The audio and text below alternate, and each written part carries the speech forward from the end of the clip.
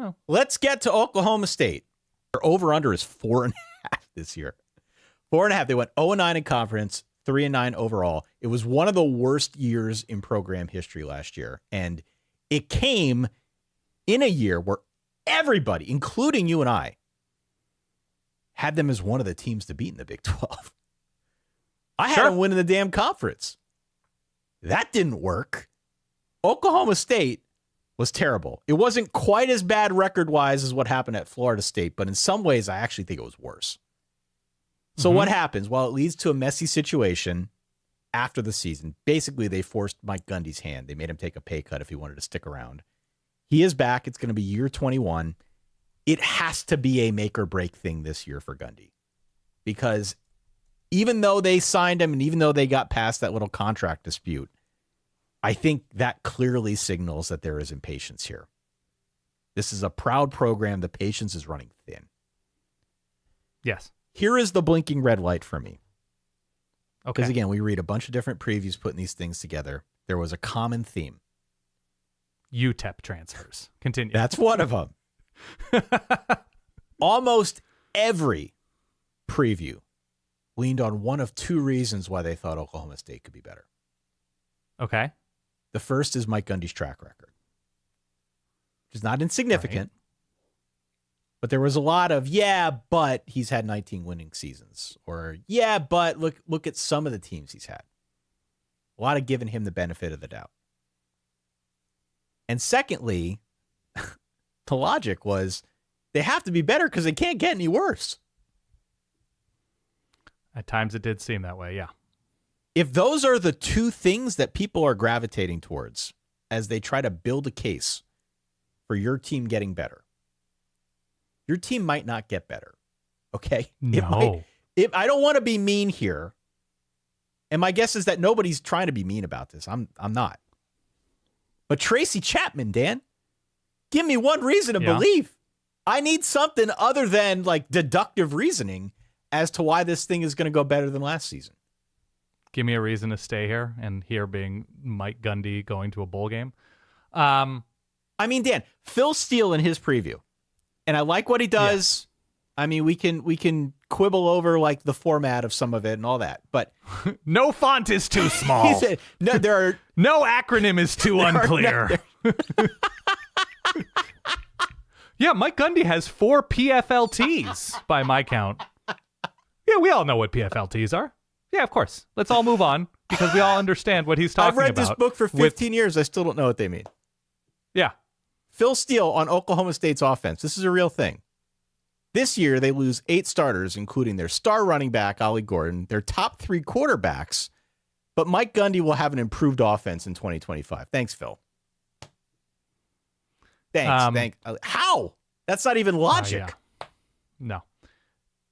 By the way, if you pull back a little bit, but I think is relevant, we had conversations when all of the reorganizing of realignment was happening all over, and you're like, okay, so Texas and Oklahoma are gone, and it seems like there's a vacuum at the top, and there are some obvious candidates. This is like pre-West Coast teams, pre-Arizona schools, Utah, Colorado joining.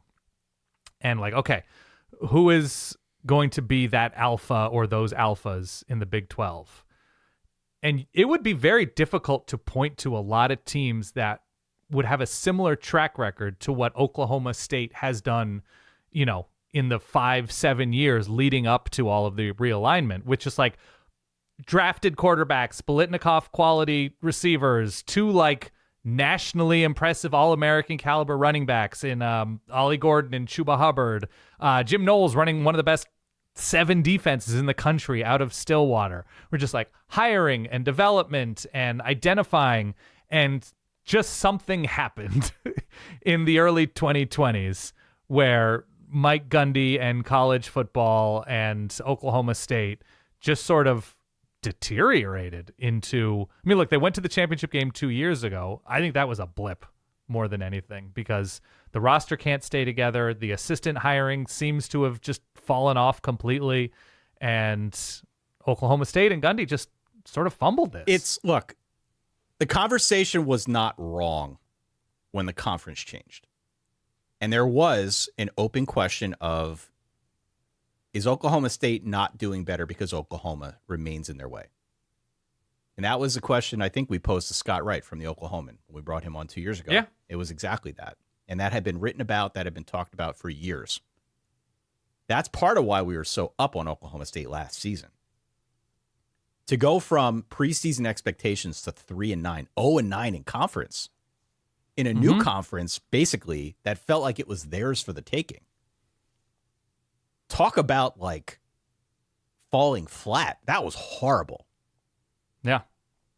I'm not trying to make this a dunk contest, but this is the reality for Oklahoma State, and Oklahoma State fans know this.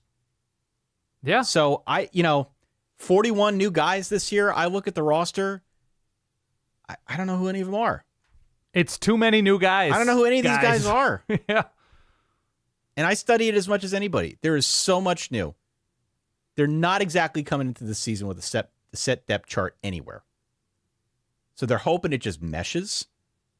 If there are injuries, if they can't get the chemistry part sorted, it's going to be an issue against the schedule. And then that's not even mentioning the coordinators. They got Doug Meacham in there running the offense. Going to be up-tempo. He's going more pass-heavy. Yeah. We're going to see a lot of shootouts. Or at least that's what they're banking on. If you're a believer in Zane Flores, the young quarterback, we should find out pretty quickly what he's got in the tank, which I actually think is a reason. He came in from what, Nebraska? Yes. Yeah. I actually think that's a reason to watch Oklahoma State. There's been a lot of excitement around this guy. So I'd like to see him. Todd Grantham, though, calling the defense. That's tough. What are we doing here, man? Have we not seen this play before? Say what you will. He has a vision, at least. Oh, he does. He does. Talk about aggressive and attacking. Every problem can be solved by a zero blitz. Yeah, talk about aggressive and attacking. Yeah. This schedule is good in that they miss Arizona State and Utah. Bad in that they're at Oregon week 2. They've got Baylor. They're at Texas Tech, at Kansas, home against K-State, at UCF, which I don't think we can take as a guaranteed win. They close out with Iowa State at home. So there are no breaks in this thing.